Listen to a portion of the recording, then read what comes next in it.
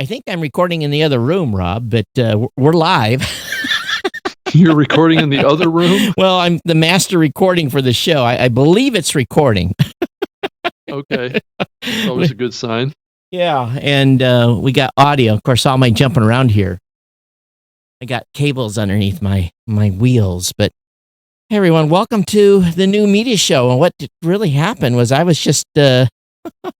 I got Rob in and, we did our pleasantries. I said, okay, I'll start the stream. And I started the stream for the wrong show. So, there you go. Yeah, that was fun. So that's why we were late. And that's why the stream came up and then all of a sudden went down for those of you that noticed it. But we are going to open up the call-in lines today. And I didn't even prep the other computer. I'll do that now. But how are you, Rob? I'm doing fine, Todd. Things are, as normal as they can be under the circumstances. Yeah, I guess so, and I'm going to make this show public, make sure it's public. Yeah, it's public. And, but we've had, I had an interesting, it's just, as you came on the show today, I said, I've just been busy. I mean, crazy busy. And so much so, it was kind of funny this, about noon, I'm like, I'm getting hot. And, well, spring's here too. Well, you know what it was is I had the heat still turned on and it's 72 degrees outside. And my heater's not running. And this place is, I'm like, do I have to turn on the AC? So I actually turned on the AC for the first time in the season. So make it official, April 8th. Now, tomorrow it'll be snowing, so I'll have to, It can't make up its mind quite yet. That's that time of the year. This is supermoon season too. Yeah, so hopefully it doesn't snow again, because if it does, I'm really in trouble because I had my snow tires changed yesterday. Snow tires to, back to regular summer rubber.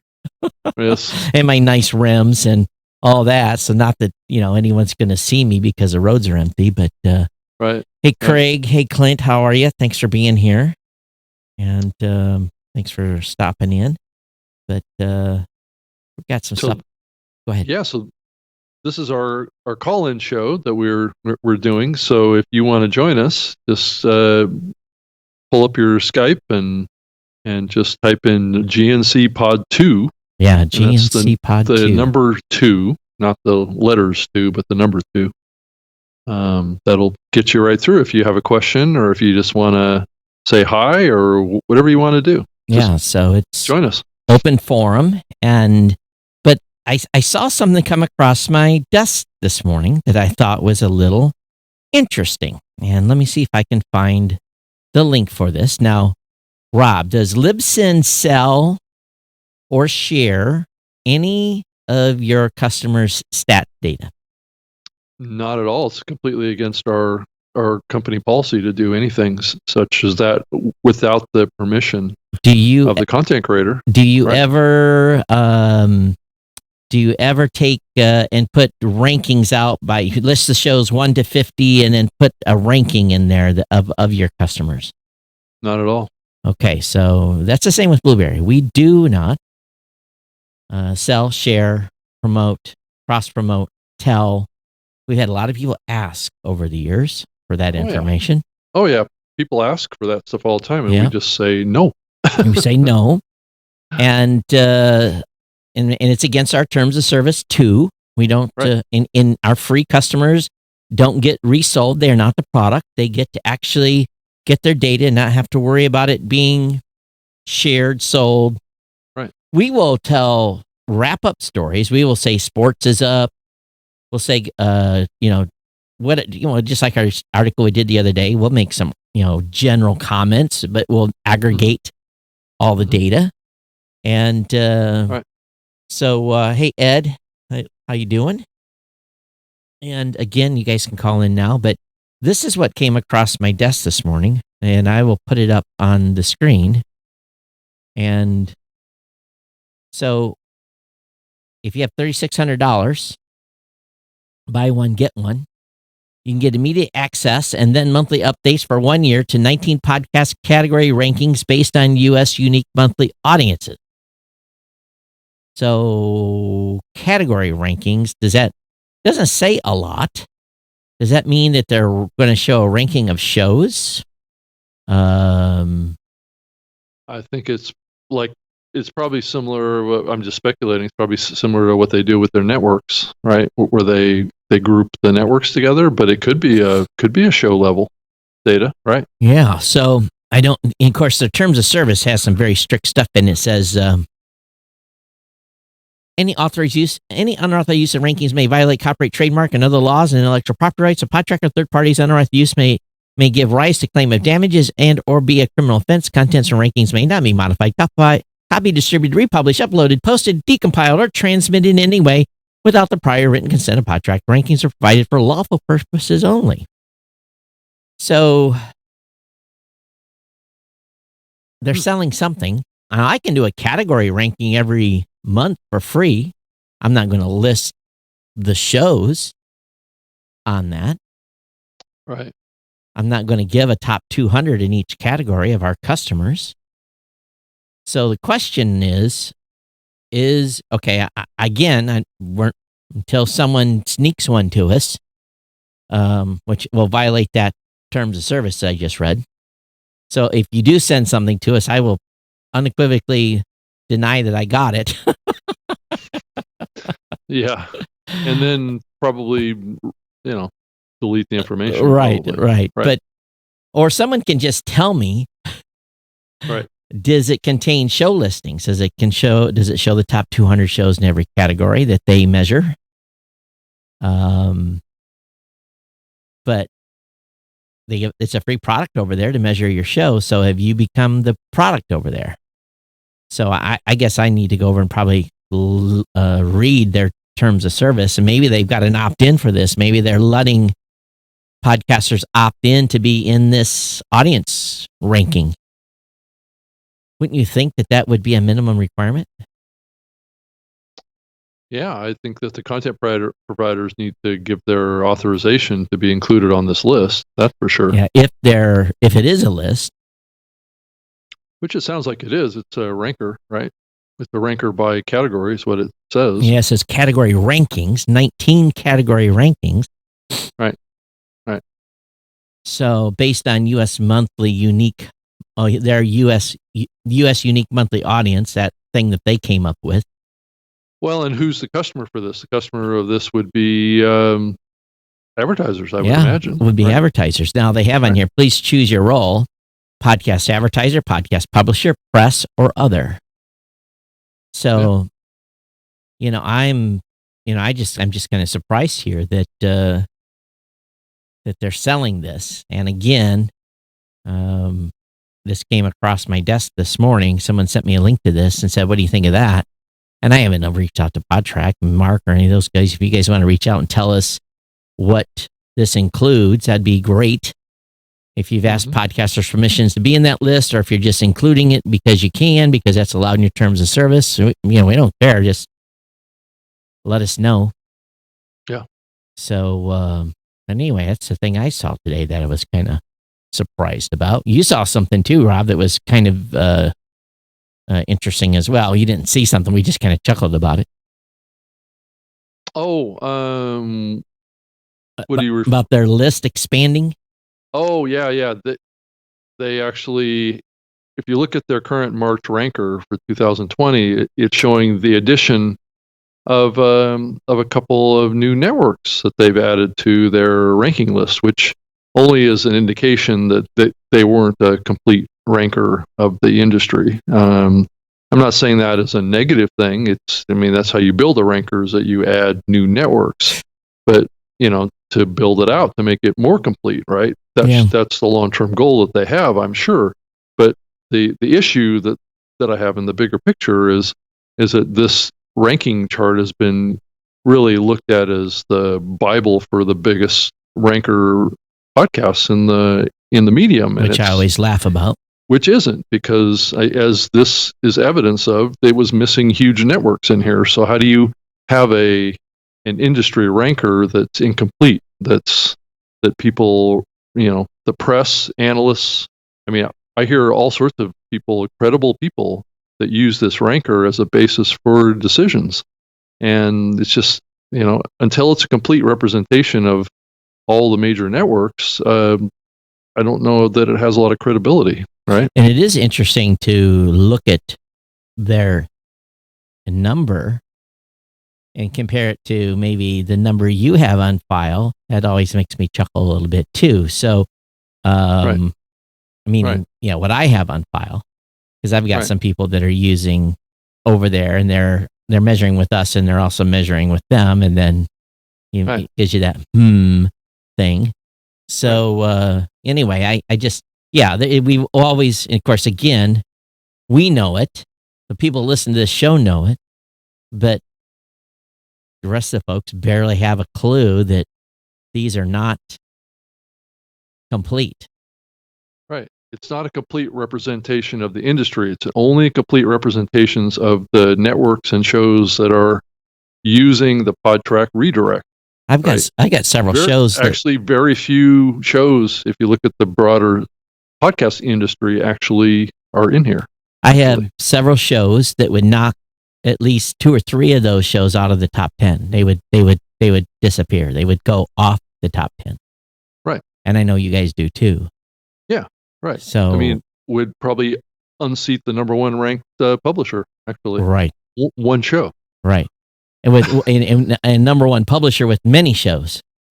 Right. And that one as well. Yes. Yeah.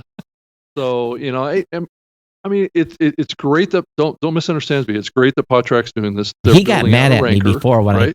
it's. But you have to take it for what it's doing, and don't put too much stock in this. Yeah. This is just a sample of the industry. This isn't the industry ranker. Yeah, the keyword there is definitely sample. Right. Right. This is a little bit of an indication of what's going on, but it's not how it's been portrayed. Right. Unfortunately. Hey, we must apologize. I messed up. So those of you that have been on the Apple Podcast app, some of you saw us starting to have seasons. We don't have seasons. I just slipped and accidentally put a 1. Actually, I put a 1 and 2 shows, and we had an episode that was on its 278th season too, Rob. So yeah. So I kind of screwed the pooch there just a little bit when it came to. So I went in there and fixed those. So hopefully, if Apple Podcast hasn't figured it out yet, it will when this show publishes, that we are not a seasonal show, we are an episode show. But a little bit more. Well, I don't. Do you want to go into the news that came out? Well, yeah. I mean, I can, but I wanted to make one more mention of the feed situation for the show. Sure. We also have, and probably many of the people listening to this don't know this, but we do have a video podcast feed for this show. Right. So you can go into Apple Podcast and subscribe to the video version of this show. Yeah. And download it to your iPhone, or it's mainly on the iPhone right now, or on Apple iOS, or you can get it, I guess, on Windows too if you use iTunes, right? But that's available, so you can have that on demand. The video version of the show, you don't have to go to our website or whatever. It's been available for how long, Todd? Forever, since 6-7 years, or 10 years or something. So if any of you are graphically inclined, we need like a video version of the New Media Show logo only. Right. And an audio version. So we're going to crowdsource here. I can go out and hire someone. I don't want to go pay Fiverr. That's dumb. But if you want to do us, a solid, we'd love to have 2 logos, one for audio, one for video. I'm happy to provide. And it should be the same logo that we have right now. Yeah. It's just adding that audio and video image, right? Yeah. So that's all. So anyway, that's the call out to action. Anyone wants to help us, just drop either of us an email. It's Todd at Blueberry or Rob G@libsyn.com, right? Mm-hmm. Yeah. All right. Yeah. So anyway, I see we're getting a bunch of people checking in on Facebook. Make sure you say hello. Hi, Stephanie. Hi, Patrick. Thanks for being here. Thanks for being on. Don't forget, we do have a open call-in line today. You can call in on Skype, GNC Pod 2. You may have to search for Geek News Central. It'll come up that way as well, but GNC Pod 2 is the actual Skype. I keep looking back to see if anyone added, and no one has requested to come in yet. But kind of more shocking news was, and it looked, that you might be just a tad out of focus, Rob, but the big news coming out of New York was I guess for a better word, we can call it indictment, right, of Wondery CEO. And we have had him on this show just recently, and this is surrounding FIFA, the soccer. Again, I'm not a European guy, so I'm not up to speed on. I guess FIFA is the soccer league for. Yeah, it is. It's the global soccer league kind of organization, right? Yeah, but some pretty serious charges leveled via the U.S. government against him and one other person for, I guess it was bribery and some other stuff. I don't know if they called it bribery, but whatever. Well, there was a lot of charges, kickback, briberies, trying to get inside information on getting the rights to the TV broadcasting parts of a few of the tournaments that are associated with world soccer, right? Or world football. And it did not appear to be small dollars either. It appeared to be some significant, and they basically said that he's going to be arraigned, tomorrow.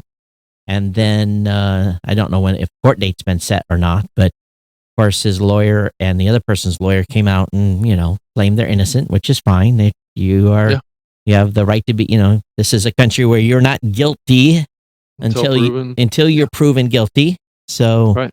But I just cannot imagine that is going to, he's still at Wondery. So, I don't know. I don't know if he's an owner or what his actual position is over there. So I think he's the founder, isn't he? I believe so. Yeah. So, it's tough. So he faces up to 20 years in prison for this, and so that could take him out of being involved in the podcasting industry going forward, depending on what happens. Yeah. So I just cannot imagine this is going to bode well for their operation. I don't know. I think this is the first time we've ever had a podcast executive per se. I don't remember. Right. I think your CEO's had some challenges, but it's nothing that's been like this. Right. This. No. You guys had some SEC stuff going on, but not. I don't think anything that there's your train. Anything that would have resulted in jail time. So, yes, Michael, we're doing this show on Wednesday. We've been announced this is our second week doing it on Wednesday. Yeah. So, but Nate, thanks for coming in as well. Hey, you want to come in, just talk to us about podcasting, the world, what's going on? Feel free to do so.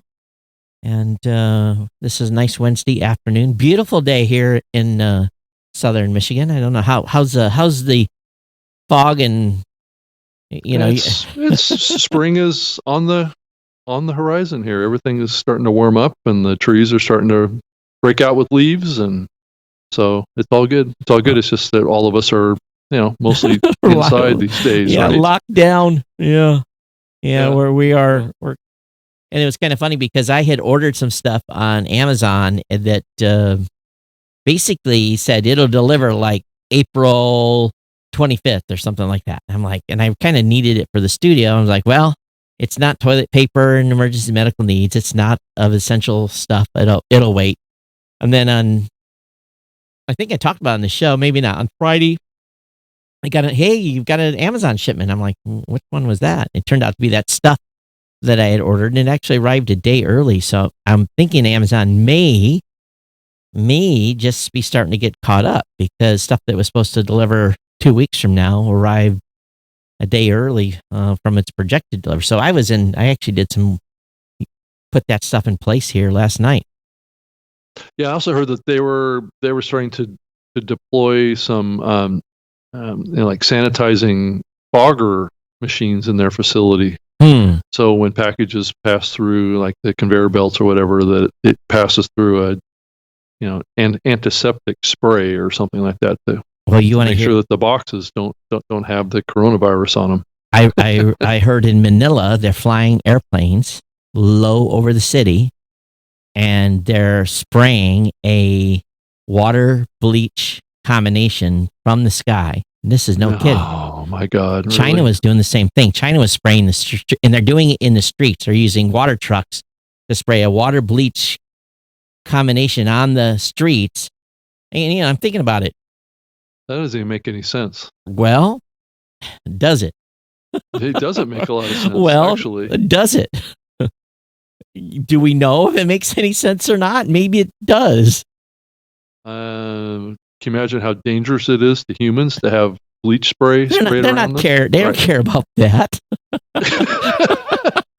Isn't that the point, though? They don't care. You're supposed to be inside. You're supposed to be quarantined.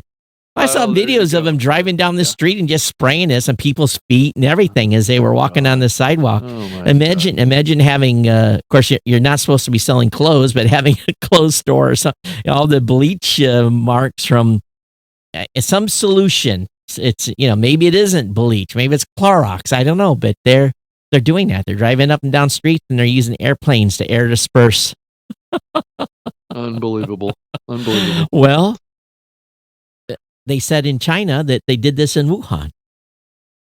They got this information from the Chinese, and this is what Wuhan did in their streets. They did the same thing in their streets in China. Well, I'm just glad they're not doing it in the U.S. Yet. Right. Yet, right.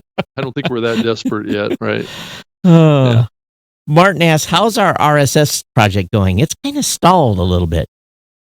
We just haven't had time. And we asked for some people to kind of extra help, and we had one person kind of say they would, but it's kind of stalled, hasn't it?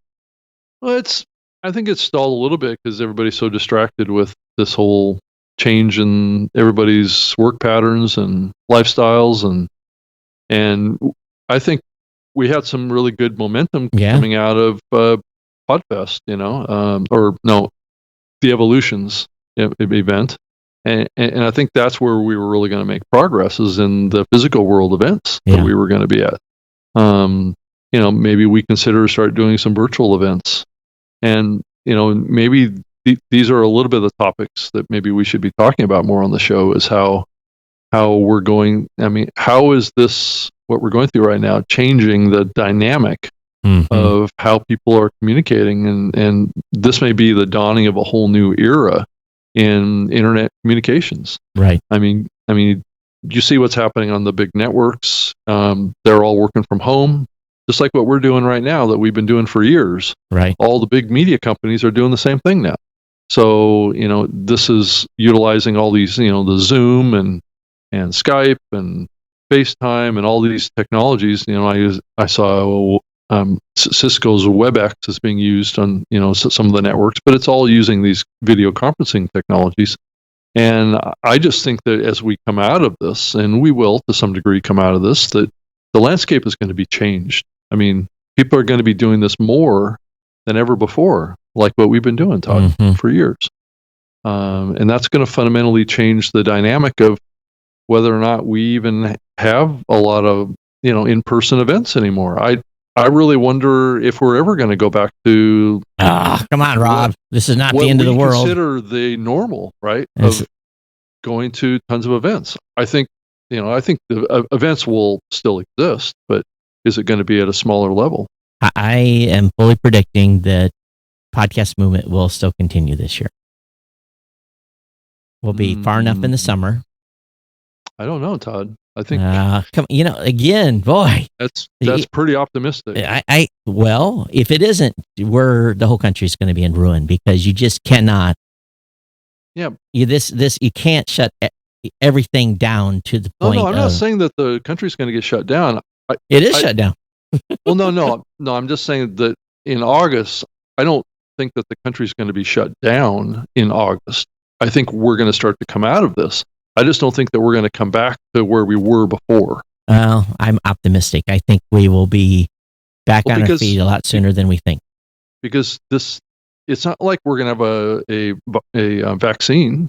No, August. But we could have some pharmaceuticals that will allow us to be have a high level of protection until there's a vaccine.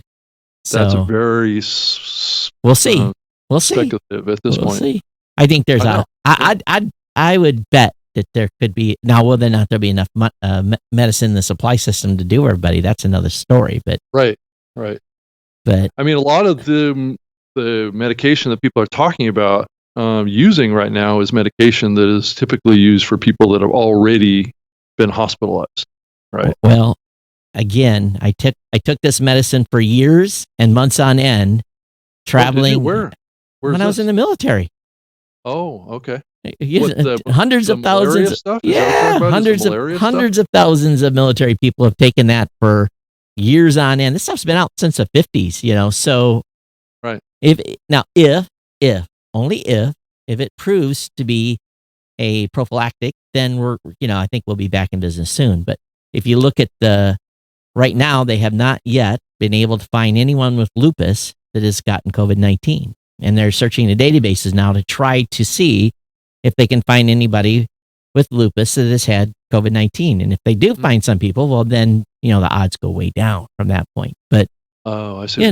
But again, and then again, how many of us are walking around with this and asymptomatic, and maybe the percentage of people that are actually, I'm not discounting, but I'm optimistic. We'll see what happens. Yeah, I mean, I agree with you. I mean, I would love it if things would get back more to normal here. Yeah, definitely. I'm just not as optimistic that it's going to happen as fast, and whether or not it should come back to full normal again, given the risks involved. Well, again, it's about mitigating risk, and that's what right. I came from you got to remember, I spent 25 years mitigating risk. Yeah, I did. I spent 25 years mitigating risk. Is this going to get someone killed, or is this going to, is this enough to keep people alive? And a little different situation, obviously. Difference between bullets and missiles. Well, and I mean, even if we have a vaccine or this medication, it's not always going to be able to be used on everyone because of whatever pre-existing medical conditions or risks that might be aligned with using. I mean, if you look at pharmaceuticals in general, there's usually some people have huge side effects. So there's always going to be a level of risk no matter what we do. I think they're going to, again, this is my speculation, but it's going to be full pedal to the metal. I believe that, they're going to have a vaccine ready much sooner. I bet you in half the time, or maybe 3/4 of the time. And we'll see. We'll see what happens with this. But, if we follow all the directions that we're supposed to be following and do arm bumps and wear masks and all that stuff we're supposed to do, I don't know. I just, if they can't, again, how many, if you don't, the suicide lines are already at capacity. So then why, are more people going to commit suicide? And I hate to even say it this way. Are more people going to commit suicide than actually dies from this epidemic? Why do people jump to the thought that there's going to be suicides at this point? Well, there has been. There's the suicide hotlines are at like 300% call-ins at this point because people are but why is that? Is that more to do with stress? Oh, I'm sure. Right. People don't have no money, Rob. People are figuring out how they're going to feed their kids. Yeah. Okay. How people are going to pay their bills, and it's real. Yeah, but does that lead people to commit suicide though? Well, I guess it could. It could.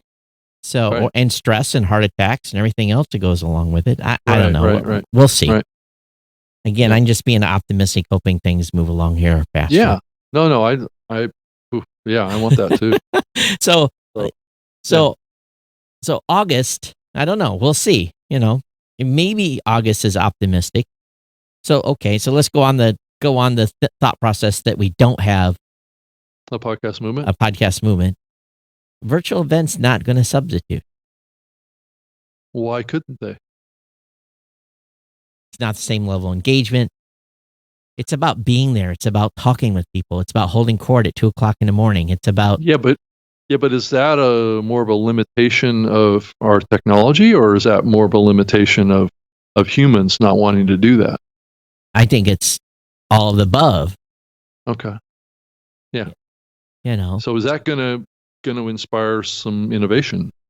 Maybe. Are we gonna start to see better tools come around these virtual events? I'm already starting to see it happen to some degree. Well, there's companies that are seeing these opportunities, and you're seeing more virtual events being promoted and done out there than I've ever seen before. So here's my point. All right, everyone's working from home, right? How many hours are you guys comfortably sitting in your chair? I'm having to get up, because I'm not in the office interacting with people. I'm having to get up out of my chair about every 90 minutes or so, walk around, stretch my back. Right. Hopefully stay away from the food. We're all going to be fat when this is over. We're not going to need our legs anymore. No. We're eating a whole cow one day at a time at this point. And we normally you wouldn't eat. So I find myself overeating. And I'm sure that the grocery business is doing quite well right now. Yeah, I'm sure it is. Costco is doing quite well. Right? So from a virtual, it's just going to have to be structured way different. And maybe the event happens over a month.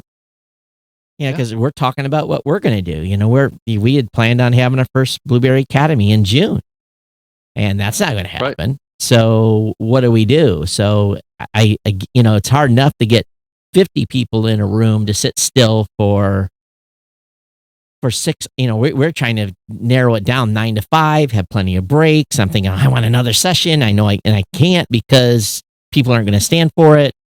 So, it's hard enough to get people to sit down for 6 hours. Right. And because in those events, they stand up, they walk around, they talk, we have some, drinks or whatever, coffee, sodas.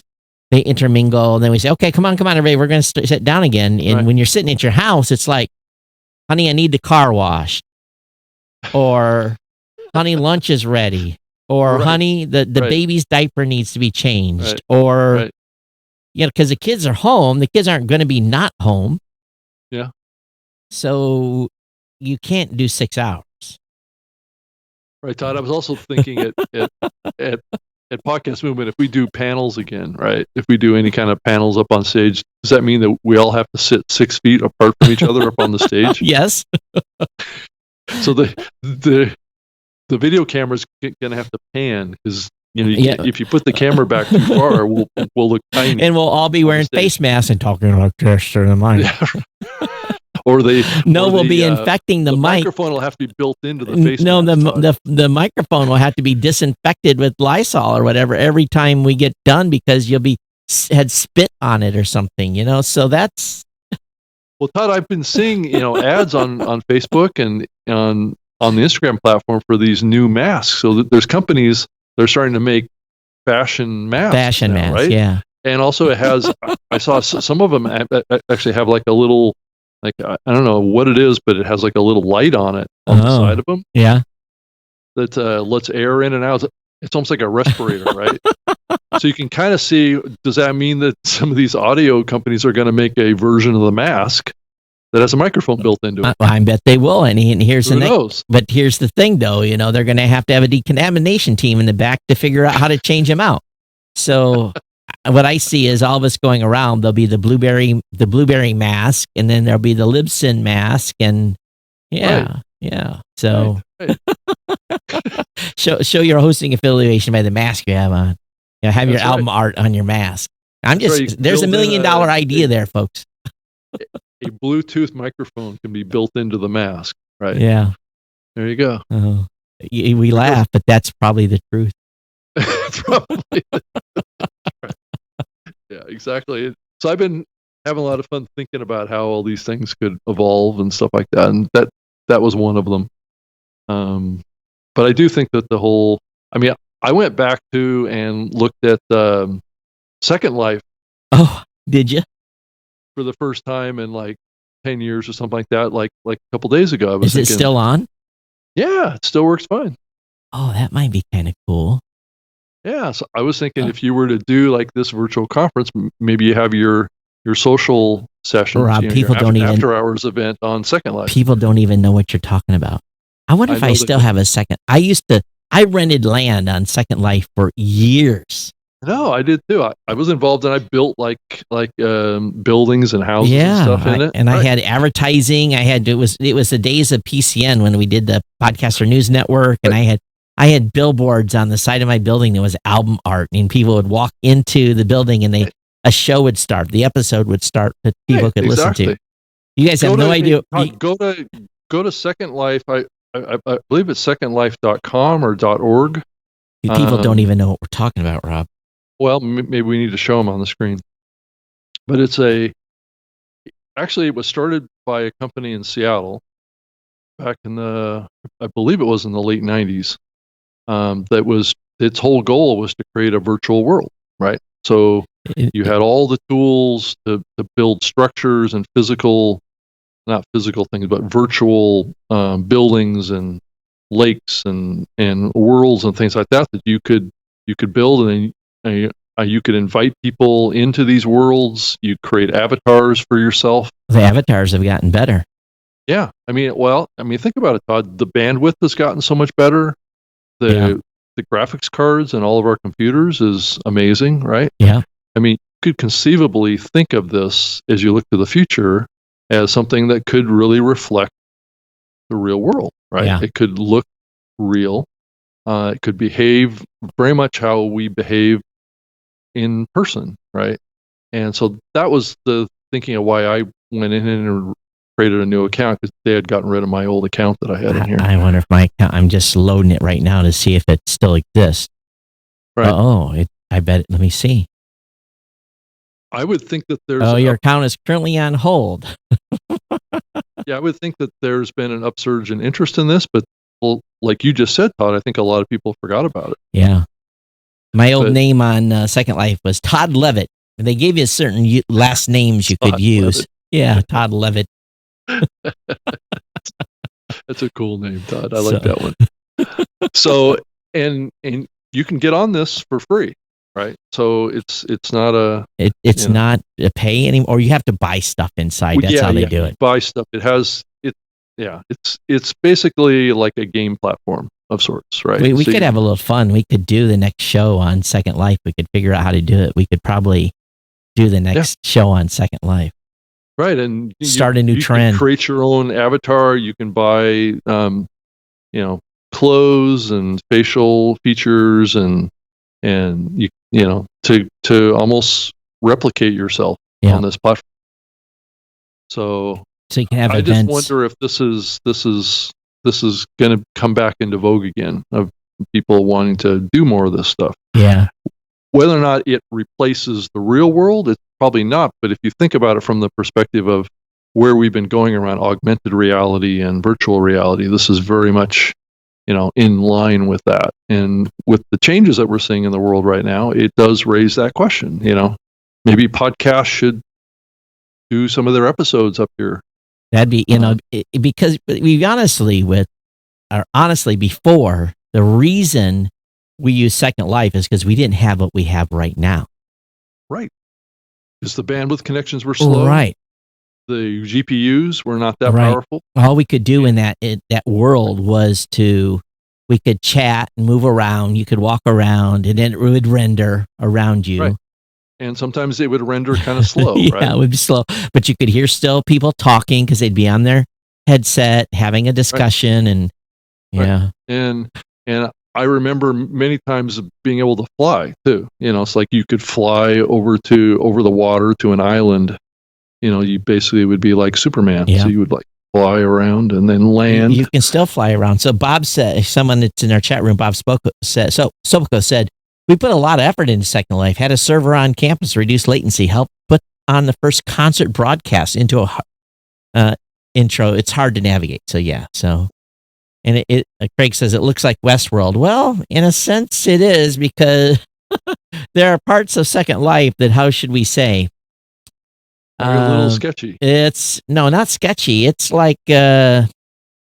I just leave it there. Well, it's in the past it was a reflection of society, right? Yeah. And that's the thing about what's happening right now is that more and more of reality is coming into the internet at a pace that's never happened before. Yeah. I don't think the shift that people are making right now, I mean, it's just so indicative of what's happening in mainstream media right now, of how that shift is happening. I just don't think that it's going to be the same when we come out of this. Just because of that, people have gotten used to it. People are doing it more. But there's going to be a lot more innovation that's going to come into this area too. So here's a trivia question, and then we'll ask the audience. Who was the person that really got podcasters into Second Life? I know you know the answer, Rob, but we'll let some of the people who have been listening for a while probably know. But there was who that was. Too. Oh, you know who it was? We'll just tell them here in a minute. But there was one person that caused all the podcasters to rush to Second Life and we're doing training. We were doing all kinds of stuff in there. I remember who that was. It was Adam Curry. Was Adam did that? Yeah, he was the one that he built his Curry Castle. Oh, okay. On Second. I don't think I ever went there. He built a whole castle, or he bought a castle. I'm not sure. Right. And again, it goes back, you think about Adam and what they're doing now with No Agenda Show and Knights and Dames. And so he built a castle in Second Life. And you had to, if you were a Mevio podcaster, you had a key to get into the castle and come and hang out. And people kept crashing and, they wanted to be part of the cool kids. And Adam would be in there going to hang out. So all the podcasters were buying land around Curry Castle. As a matter of fact, my property was, maybe like in a virtual sense, was like a half mile from Curry Castle. I couldn't get any closer. I was trying to buy as close as I could. And I remember I was spending like $40 a month or something like that on to maintain. I kept that site for years. And so yeah.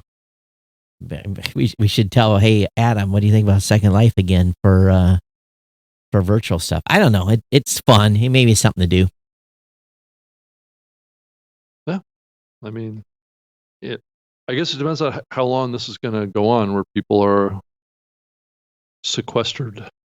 So Bob is showing me there's a website. Oh, they actually had in the spring 2007 a pioneering led by Case Western Reserve. A lot of high school students to visit the experience Case through the virtual world of Second Life. It was a recruitment method. One of our primary chefs generated a Second Life culture for students. Interesting. Educational opportunity surfaced in 2007 for the faculty members. So they were doing lectures and stuff in Second Life. So it just goes to show you, and if nothing else, it might, believe it or not, hey, Podcast Movement, that might be the place to have the conference. Right. Now, yeah, I just did a search for Second Life in Google, and it came back with a couple of news articles that have come out. It says pandemic spurs Second Life usage, book club, and lower nonprofit prices. So there's already people starting to think about it, to write articles about this. Yeah. And to Second Life is owned by a company out of Seattle called Linden Lab. That's right, Linden Labs. Yep. And actually, if you do a search, Todd, just under Second Life in Google and click on the news link, it'll pop up this article, and it has a screenshot of one of the people will actually record their Second Life worlds, right? Now here it is. And it shows what could be a show. Wow, it has gotten much more fancy since our days. Holy cow! Yeah, click on that link, Todd, and I have. It's up in your. Oh, you want me to click on the YouTube? Yeah. We got to be careful because we might. I don't want to play the. I don't have it hooked up for sound, but people are moving pretty slow in that. Yeah. Well, I think the technology definitely needs to be upgraded, because I think that with the current GPUs that exist in a lot of computers now, I think it can be a better experience. The avatars move faster than that before, so I'm not sure. And you know, you have to have something a little more interactive. We don't need a talk show or anything like that. So, and they got subtitles. Oops, I was just kind of skipping ahead. So anyway, that's kind of cool. But it does kind of. Whoops, what happened? Kind of show you what's possible. Yeah. And that's what's kind of interesting about it, is that you can reproduce yourself in a virtual world. The company just actually sold. Linden sells to Sansar to streamline its focus on Second Life March 29th. So someone bought it. They probably figured this is the time to buy that company. Right. So, yeah. Well, it just goes to show you what, I don't know. I don't know if I want to meet as an avatar. Well, Todd, I mean, you and I both were one of the early adopters of right. this. I know we were. This whole Second Life thing, but I think we both had kind of a less than stellar experience with it. Over time, right? But I did find, because I talked about it a lot on the show, so I had people from my show go into my property, and I bought a kit house or something. It just unfolded itself, it appeared on the ground, right. And it did require some Minecraft type of excavating and that kind of stuff, but and that's what it kind of reminds. Minecraft kind of reminds me of Second Life a lot. So maybe Minecraft is a place. Who knows? It's just it goes on and on and on. And Minecraft is owned by Microsoft now, right? So I don't know. Can you do virtual meeting spaces? Virtual world play that's going to come out of Microsoft after all this. Can you do virtual meeting spaces in Minecraft and have fenced areas where people can't come in? And that's the problem, because you got to have it set up so like there's a perimeter, and then people because you get like, you'll have someone walk into your event with dressed as a horse or something, and an inappropriate attire. Yes, inappropriate attire. Like I'm walking through your conference, with a naked avatar or something. So, you have to think about that. But yeah, who knows? It's some innovative ways to do it. And I think they're also, Angela was telling me about some services that are out there that are already doing multiple rooms for multiple tracks and have a congregation area. There's tools out there that are much more sophisticated. They've been doing this type of stuff for a long time already, these virtual conferences. But right. Well, and I just went to Minecraft.net, which is I don't know if Microsoft owns that site or not, but what it has on the front page, I think it's part of, it says it's part of the Xbox Gaming Studios. It's actually a game, which is not too much different than Second Life. Second Life it's really a game platform is what it is. But what they show on the Minecraft area is a bunch of VR goggles. Oh. So you can see the direction that Microsoft is taking Minecraft is with the Oculus and the Windows mixed reality type of experience glasses that are out there, Gear VR, those type of platforms, which makes sense. Craig says Second Life in VR would be cool, and I'm not so sure that it isn't already configured that way, but it probably could be. I just haven't looked at that yet. So the key is, though, you can spend a lot of time in there. I spent a lot of hours building my property and getting streams set up and everything, managing it. And I was able to track how many visitors I had. So I was kind of using it. And actually, I billed that against my business as advertising. And it took my accountant a little while to agree to it. I was like, listen, let me show you what I'm doing here. And it's virtual accounting. He's like, that's not like a print advertising. I'm like, no, it's virtual. And finally, he allowed me to claim it as an expense because I had to prove to him how many people were visiting and blah, blah, blah, blah, blah. Mm-hmm. So maybe it's time to build something in Second Life. I just kind of dread. I got enough stuff to do. I don't know if I want to go in and build something again. Todd, I think that's a job for your marketing guy. There you go. I was just on the Minecraft.net website, and they have a bunch of stuff about kind of virtual worlds kind of stuff. It's called Minecraft Community. It's called. So anybody else know any virtual stuff out there that people are being introduced to and I think that's the key here. But good old Second Life. My God, I haven't thought about that in a long time. Right. But yeah, all my account and all my gear that I bought is gone. They absorbed it. All that money I spent. Yeah. Of course, I wasn't paying my monthly dues, so that's part of it. Yeah.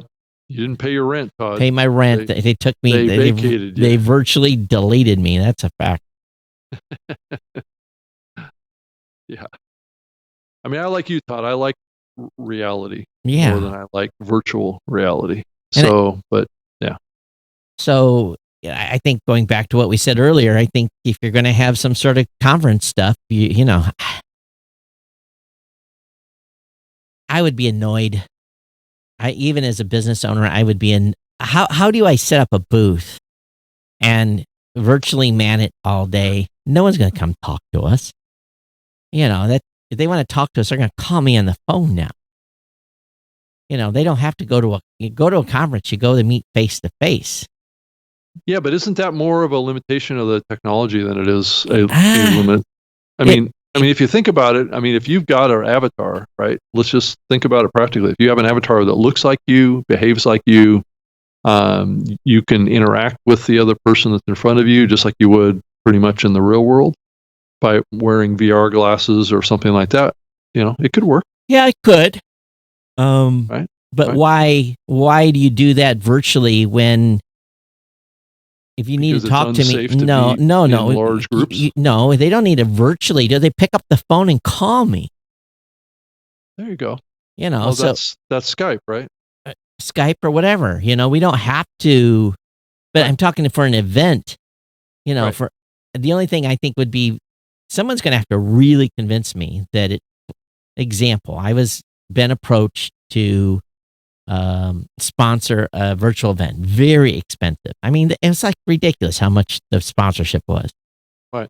And I said no. I just because I know how virtual events are. I said it's not like $7,000 or something like that. I'm just like no, because I've already like for Podcast Movement, you and I both were one of the major sponsors of that event, and we know that there's going to be 3,000 people there. They're going to see our banners. They're going to come to the booth. They're going to talk to us.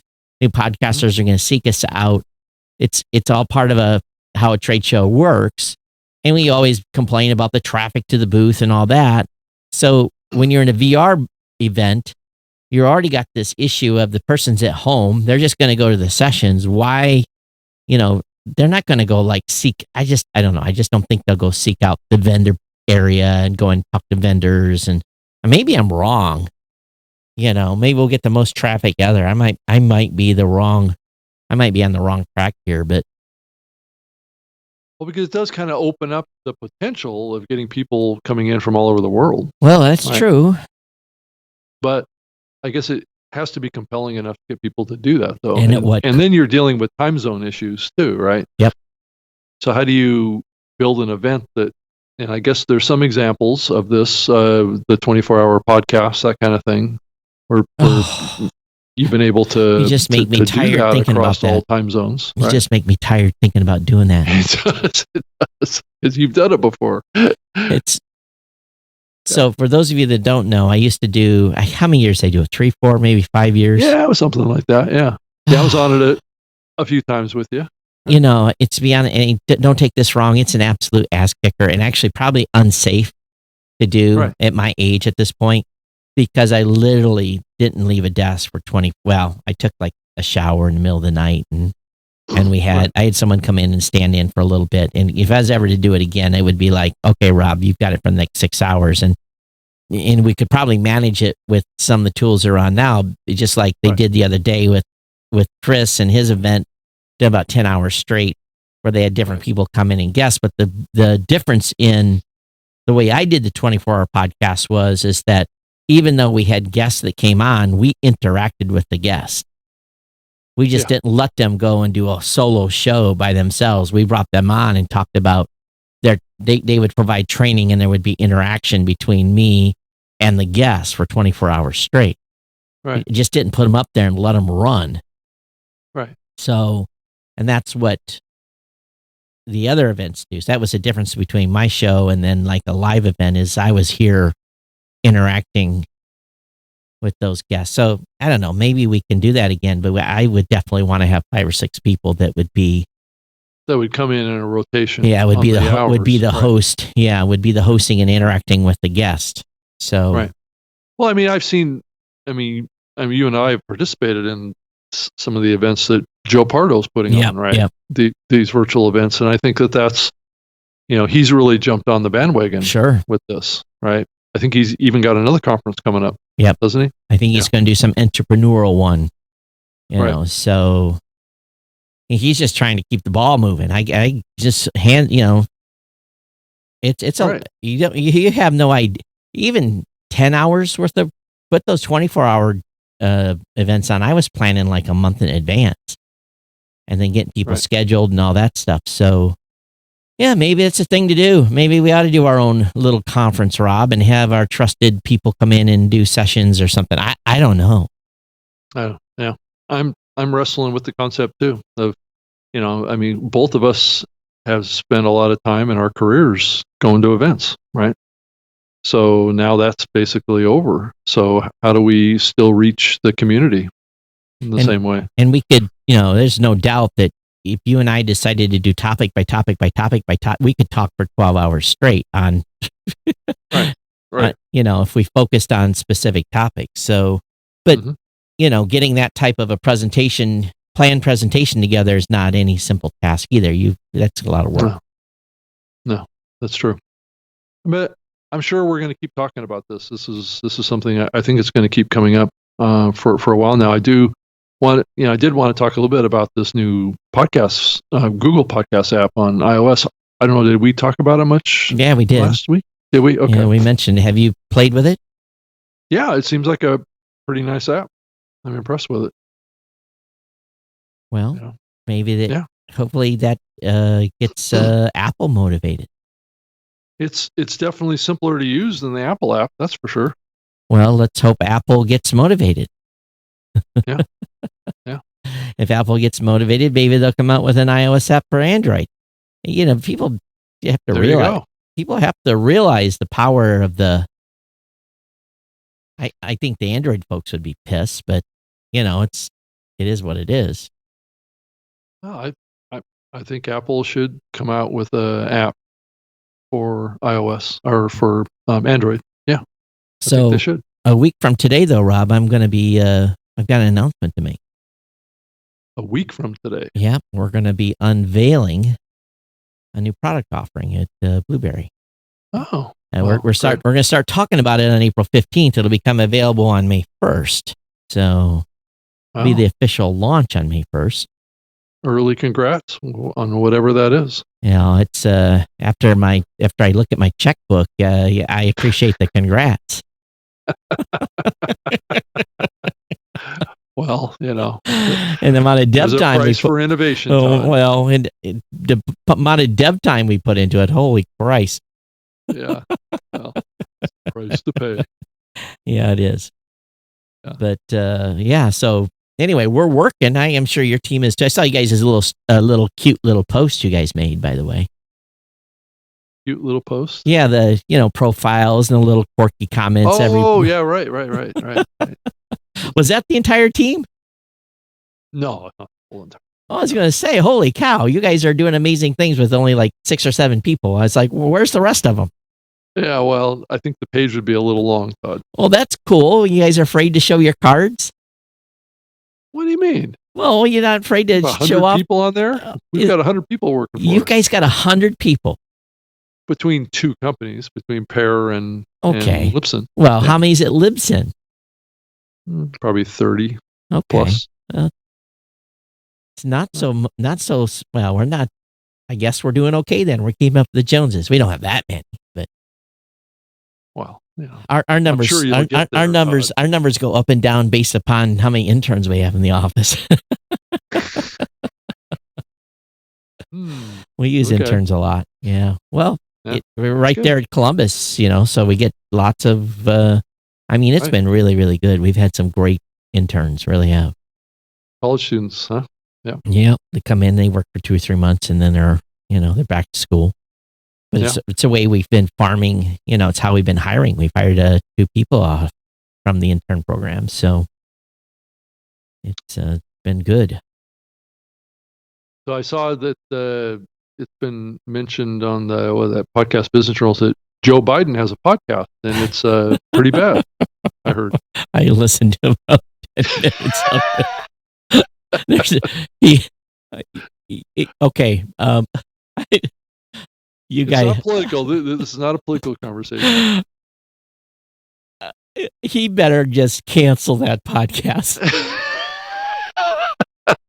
If he wants to be president, he better cancel that podcast because Trump's going to take pieces from that podcast and just have a heyday. It's horrible. It's really bad.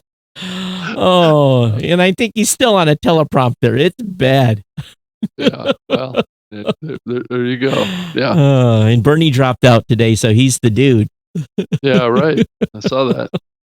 You also saw an article that came out in the Philadelphia Inquirer saying already our socially distant friends, podcasters say listeners need a little distraction from coronavirus. Yeah, they do. Yeah, they do. How many of you here for? Okay, chat room. We're gonna start calling you. Here's what we're gonna do. We're gonna have a new name. This is just for fun for one show. You're not trolls, but we're gonna call you the Troll Room. So those of you in the Troll Room on Facebook in the chat room. Call our listeners. No, this isn't a beautiful, friendly way.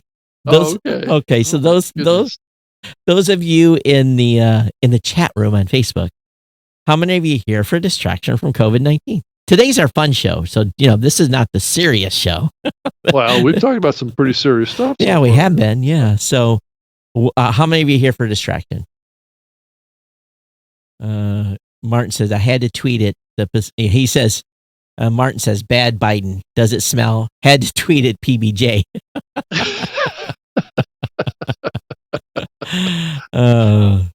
So how many of you here for just a little distraction on a Wednesday afternoon? Call in and join us. Yeah, don't be shy. GNC Pod 2. Especially if you have a microphone and a webcam. I had a great conversation on my last personal show.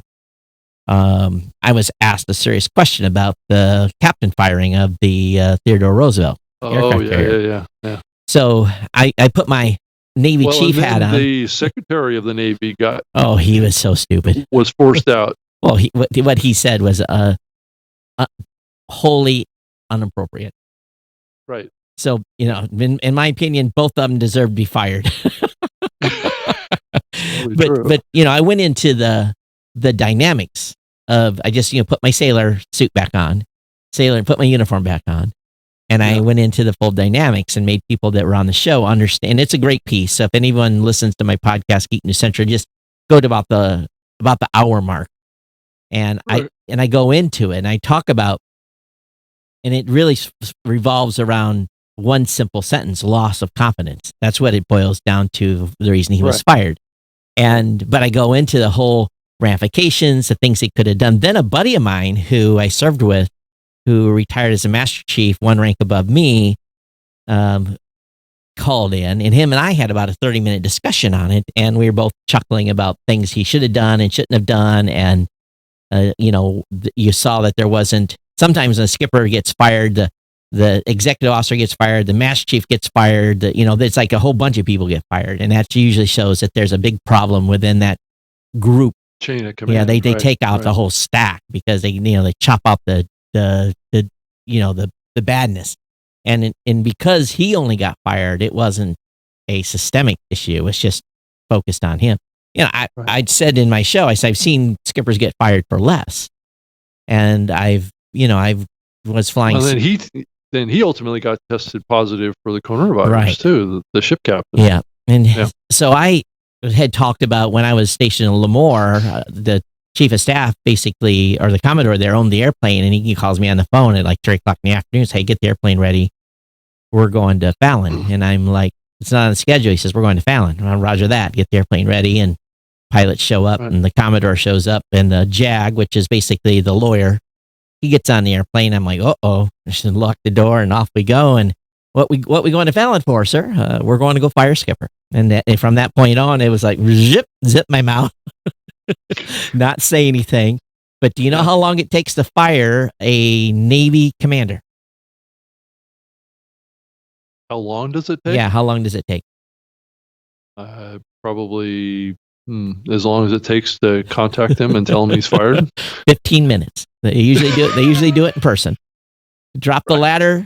The skipper meets the Commodore. They do the salutes. They walk into the hangar, and I just tell the pilots, "Hang on, he's coming right back. Don't go to the bathroom. Nothing. He'll be back in 10 minutes."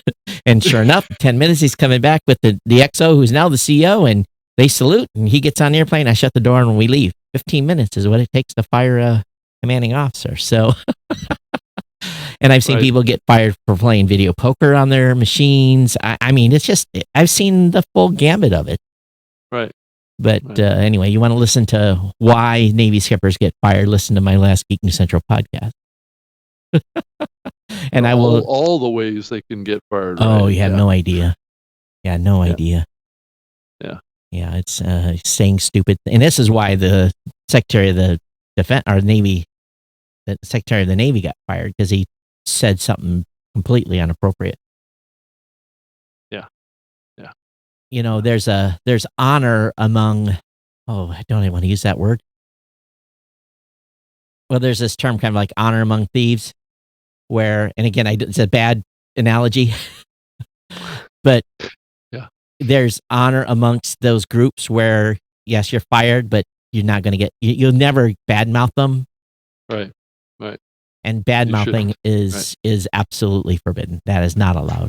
And when you badmouth somebody and you're the superior and you've ultimately completely ruined that guy's career. So he had to go. It was completely inappropriate. I'd have fired him too. Matter of fact, if I'd have been Trump, I'd have called him and said, "You're fired. You're fired." That's right.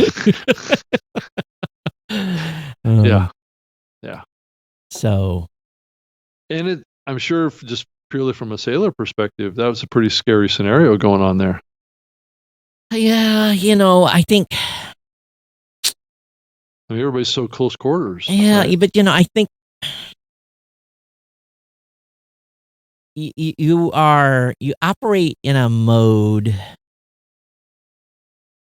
where stuff can go sideways that quick, and you kind of, I think most sailors are pretty adaptable. Right. They're definitely going to be freaked out a little bit, but and one thing I was kind of jokingly, and it's really not, I shouldn't have been joking about it, but I said one thing's for sure is that ship is clean. The Navy knows how to clean.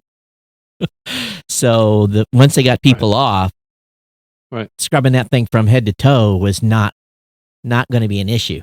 The Navy knows how to clean stuff, and but I don't understand. There's all kinds of, those ships are set up for CBT. They're set up for chemical attacks. They're set up for chemical, biological. I don't understand. Well, of course, they picked it up probably in Vietnam, and then it came on the ship. And once it's on the ship, then it's circulating within the ship. There's nothing you can do.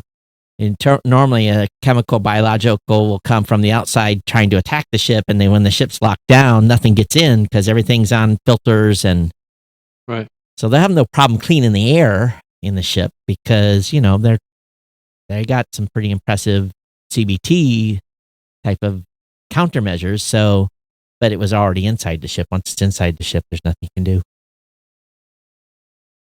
until you eradicate it through cleaning. Right. So anyway, we've really drifted off here, but yeah,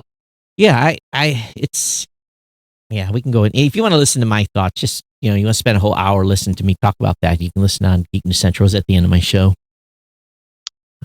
So it also looks like the Google Play music area is kind of finally getting taken down too. Woohoo! Yeah. I think it is. First stages of it are starting to happen. I think they've got everyone working remote, and sometimes maybe these bigger projects can't get launched and say, well, why don't you go clean that up? Or why don't you do this? And why don't you fix that? And so maybe some of this low-level stuff that's been on the list is starting to get done. I've got some of that going on. I've got some low-level stuff that we're trying to clean up as well. Right. So maybe it's good. Yeah. I think so too. Well, anyway, what else is going on? And again, maybe I should have been a little more precise on that, but we're seeing that they're removing podcasts from Google Play. That's what you're seeing, right? Right. Correct. Yeah. It Finally. got pulled off of the iOS app. Finally. Yeah. What about the Android app? Is it still on the Android app? From what I gather, yes. So that's probably part of a bigger play of taking it down off of the web too. Yeah. Oh, is it still on the web? Yeah. As long as it's not taken down. It's just the pieces are starting to be dismantled. Yeah. Right. Well, that's if it's not in the app, it's dead. Then it's deader than it was. Right. Does anybody actually even use Google Play for music and stuff? I don't think I do. I think it's being used by the. I don't know. Is it being used by Google Home? I don't know if they've shifted that platform over to Google Podcasts or if it's still accessing Google Play. My guess is it's probably not accessing Google Play anymore on the podcasting side. But I would be speculating at this point. I don't own a Google Home device. I don't know about you. Do you own one, Todd? I'm sorry. Say that again, Rob. Do you own a Google Home? No. Well, I have a. Yes, I do. I have to test it. Yeah. So you put out a couple days ago. You put out your Blueberry stats. Yeah. Around what you're seeing happen in the podcasting space right now, yeah. where you saw some categories going down and other ones not going down, that kind of stuff. Yeah. So want to talk about that? Yeah, we can talk a little bit about it. So our numbers were so close within the margin of error. As I said before, I think we just call it even. So what we saw, and we looked at raw numbers and using equal day amounts and not having 31 days measured in one month and 30 days in another, making sure we were staying, giving equal reference. We saw that downloads were down 0.5%. And that was across about 65,000 shows, I think. And really, and our blogger used a reference, said that if you want to do a comparison, recite to yourself what you can remember from the Gettysburg Address. And there's not too much to remember. There's 267 words, but most people can remember four score and 7 years ago. You can remember that part. I think most of us that got a little history can remember four score at least. Well, 0.5% of the Gettysburg Address is fourscore, FORCSCO. So that's how much is missing, and that's how much we saw a drop, reference-wise. Again, probably within the margin of error, 0.5%. But we did see the largest, last week of March, saw the sharpest decline compared to previous weeks. We did see an uptick in weekends. Sports have decreased and religion is up. Basically what I've said before. But again, it's way too small to really extrapolate anything meaningful at this point, at least with the numbers we're seeing. Yeah, and I mean, what's interesting though, Todd, is that you're not showing much of a change where there's other people reporting fairly significant change, whether it be our platform and others out there. I think Acast did a report on this too, and it showed single digit declines. Yeah. Across many genres. So I don't know why you're not seeing it as much as other platforms. It's an interesting. It may be the composition of the audience from a global perspective too. Acast tends to be a probably, I don't know if it tends to be more of has a larger global listening audience. I don't know. Or if your platform is predominantly U.S. only, and maybe it's not getting impacted as much here just in the U.S. I think it's pretty good. I'm just speculating. Yeah, I think 14-15% international. So okay. I would 85% North America, U.S., Canada. Maybe a little higher in international, but I think my speculation was I'm having them dig in a little deeper this week, and we shall have something out again next Monday. But my kind of thought process was, and looking at, again, we know, I don't want to brag here, but we know that our shows that work with us predominantly are the longest lived in the space. We can see how long those shows live on average. And we know that our shows, my churn rate is almost nothing. So our shows are some of the longest lived in this space because, number one, they have their own websites. They've got skin in the game. They're staying online. They're doing their, so it's a little different makeup of someone that's just like going over to Anchor and doing a show. They really have no buy-in. They really have no, it's just a place to do a show. It's nothing that is completely tangible to, there's not as much value to them for a brand and building a show and longevity and all that. So I think that because the high majority of those that work with us have websites and are, again, some of the longest lived in the space, maybe those audiences are more resilient. That's only thing I can come up with, to be honest with you. And I guess we'll have to see over time whether or not our audiences are affected more or not. But I do know when we look at longevity-wise, how long a show lives, because that's a number that's never talked about. Is how long, what the average. If I actually started publishing the average life of a show on specific network, people would have a coronary. Oh, you mean the series? Well, no, let's say I take every hosting provider, right, and I looked at their average life of their shows before they pod quit. Oh, or pod fade. Or pod fade, whatever it may be. And I looked at the average across all their shows and started publishing and saying, this network's and the average life of a show is 93 days. Or this host's average life of a show is 7 months. Right. If I started publishing those numbers, which I know, that would be a story. Right, exactly. And I would say that the bigger the network, right, or its affiliation with a big media network, there's probably a higher percentage of churn with shows than maybe on a smaller network. I would think, just in general, right? Well, we're not even talking about. That's been my experience. We're not even talking about networks. We're talking about individual shows. Right. Yeah. Right. Yeah. But Oh yeah. Shows. I mean, the show levels are living in these networks, right? And just from my own experience working for Podcast One, we churned a lot of shows. Right. Right. Yeah. There's many shows that get started.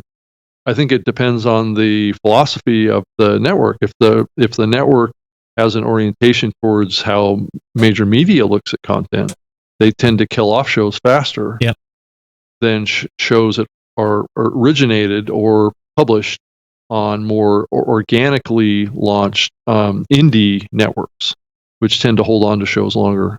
If you look at, I like to call it life expectancy. Right. The life expectancy of a podcast. And yeah, some networks, I just wonder sometimes how they stay afloat, because they have to keep so many coming in the front door, because so many are going out the back door. If you have 300 that come in on a month and you lose 280, it's only a 20 gain. Yeah. Yeah. And it is a game of attrition. It's a game of attrition. It's throwing a bunch of shows at the wall to see what sticks. Yeah. Is kind of what a lot of these networks do. And it's not just networks, it's specific hosts in a specific way they're set up to onboard podcasters, what they're, again, I can go into the whole bunch, but I won't, because I'm going to give people some business ideas, and they don't need that for me. Well, I think, networks of shows that are produced by the network, right? Oh, those, those tend to cycle through shows pretty fast. Pretty fast. The networks that partner with content creators, those tend to hold on to their shows longer. Maybe they don't have the power to kill them. Well, that's true. They don't have the power to kill them. It doesn't necessarily mean they still survive. No, that's true. Yeah. That's true, and it doesn't guarantee that those shows are successful just because the network holds on to them longer. Yeah. Thanks for watching, Craig. Someone signed out, but it is an interesting dynamic, I guess that would say, and it is a game of attrition, and it is interesting to watch that number month to month. Well, it's a game of attrition in all media, whether it be TV, film, music, all that stuff. Mm-hmm. How long a band stays together can be determined by how popular it becomes over time, right? So if you're looking at a movie or a TV show or a TV series, if you look at a podcast that is associated with a business or associated with a professional, right? So let's say you're a consultant to a pen making company. Right. And your expertise is pens, and you start a podcast about pens.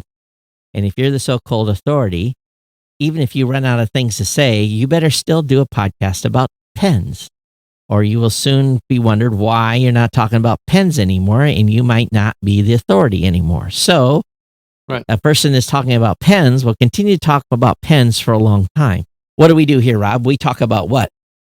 Podcasting. What would people in new media? What would people think if we quit doing a show on podcasting and new media? Well, for part of this episode, we did. That's right. but what if we quit? People are like, well, wow, Todd and Rob not so much relevant anymore. They don't have anything more to say. Right. What happened? Why?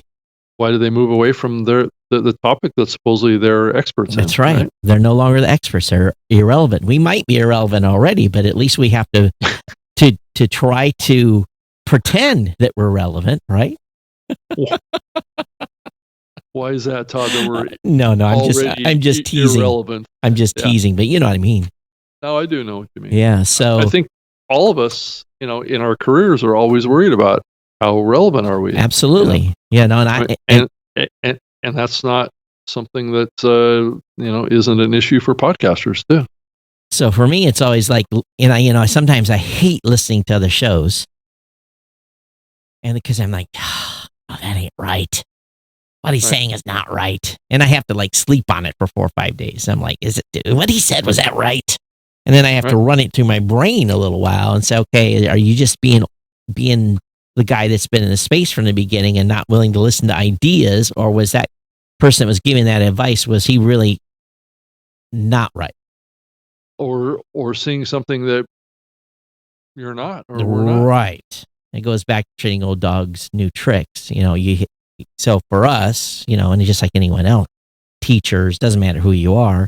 My brother-in-law, he's a teacher. He teaches aviation at a K-12 school in Battle Creek, Michigan, and at a career center. It's a VOTEC school. Does a 2-year program there for juniors and seniors. And I went in the house where he was on his computer, and I'm like, "What you doing?" He says, "I'm taking a class." And he said, "I gotta stay relevant." I'm like, "Well, good for you. Continuing education." So this show for us is continuing education.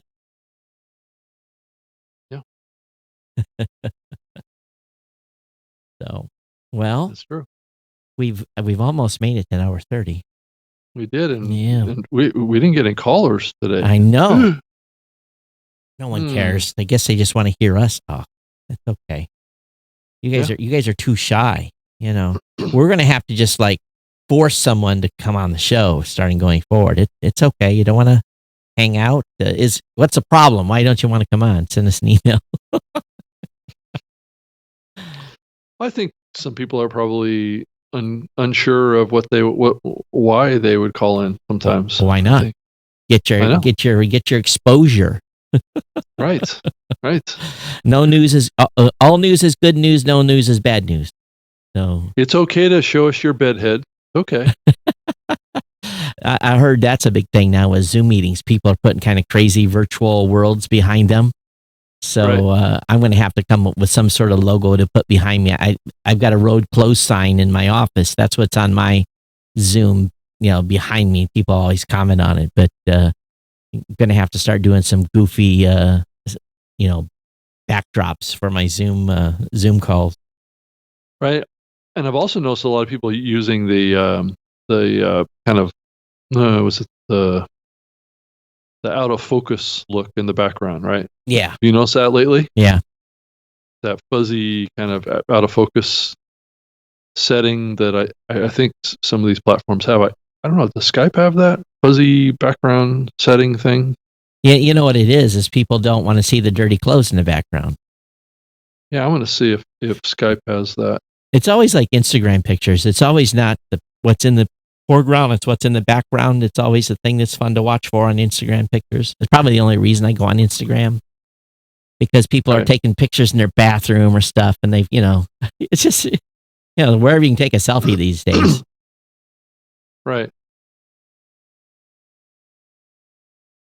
So I don't think you can do. I don't know if you blur. Oh background. yeah, it blurred. There we go. Yeah, there we it go. did. It blurred your background. I thought you were blurry already. Let me. Wow, that's interesting. That's actually kind of a cool look.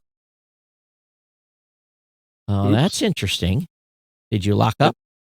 I just lost my video when I. Oh no, there it is. It's back. Oh yeah, so that's kind of an interesting look. Yeah. Huh. It even blurred my my mic. It did. It did pretty good job. I'm pleasantly shocked. Look at that. Yeah. Yeah, that is kind of interesting. Huh, But for some reason, the microphone is in focus, though. So what we need to do is we need to get you a psychedelic background, something like get a purple light, a black light going on back there, and some of those 1970s posters hung up, that reacted to purple light. I think it could get. That could be. You're trying to figure out where the focus zone is. It did a pretty good job focusing on your face. Yeah, it did. Yeah. Someone in the chat room said, "Sweet." Yeah, so that isn't too bad, Rob. Honestly, it isn't. I think it's better than it was before. Oh, you think so? Yeah, I actually do. What does that mean? I think you're more. Like my pictures. I think you're more crisp. Oh, I'm crisper. Yeah, I think you're more crisp. I'm a crisper. Yeah, your vision, because earlier you looked a little out of focus to me, and now you don't look at all out of focus. It's very clear. Turn it off now. I'm going to turn it off now. There we go. I think definitely better with the blur on. Huh? Really? Oh, I mean, better in my sharpness. Yeah, your sharpness, I think, was maybe it wasn't different, but it. Martin says, "I'm getting dizzy."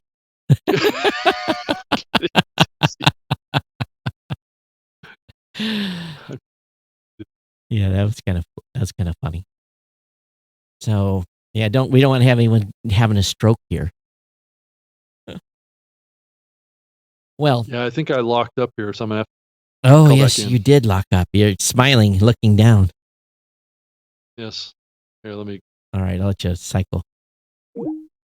There's always one episode where he locks up. I need to set that up so that you auto answer. You just auto answer, right? So, anyway, Toby Keeney says, I use XSplit VCam for a non-green screen option to replace my webcam background. And I bet you that's a Windows thing, isn't it? Michael Dare said, Rob, you look younger. It's that phase kind of fog to look. Hey, anything that makes you look younger at my age is good. That's good. That's good. We need all the help we can get. Yes, we do. All right. Well, seeing that no one wanted to talk to us today, it's okay. Yes. It kind of happened on my show too. it's just, I don't know. People just don't, I guess they don't want to participate. So if we want to, I guess we're going to have to start asking people to participate. So, Right. Yeah. No, that's fine. I can do that. Yeah. And we'll get someone on here and they can have fun with us for an hour and a half talking about whatever. But I hope you got something out of the show today. I hope we didn't bounce around too far. And we don't want to become this general variety comedy hour. But I think we have to work on the comedy side. Well, I think we just have a little, we like making fun of ourselves. So I guess if nothing else, that's the key, right? Right. That's true. Mike says self-deprecating humor is the key. That's right. Just ask Rob Cesternino. That's what he's known for. Really? It's the self-deprecating humor. So Mike Dell said Blur is fun. So Martin says, I'll test it out. But all right. So everyone thanks Todd at blueberry.com, at Geek News on Twitter. I'm on Twitter as well, at Rob Greenlee with 2 E's, and you can send me an email, robg@libsyn.com. We'll be back with you on Saturday for our regular show at 12 noon Eastern, 9 a.m. Pacific, and then we'll be back with you on Wednesday at 3 p.m. Eastern, 12 noon Pacific.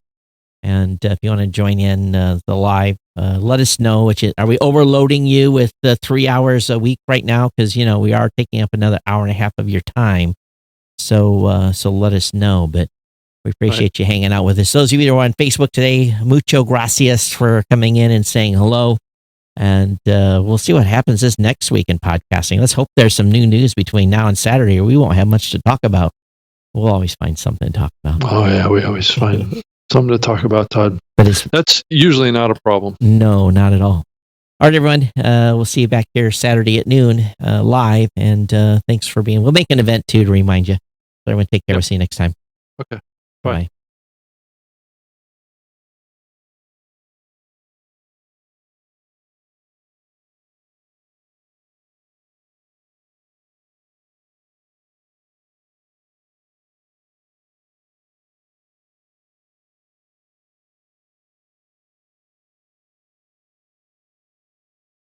Oh, we had 4 people on YouTube. That's unusual. Really?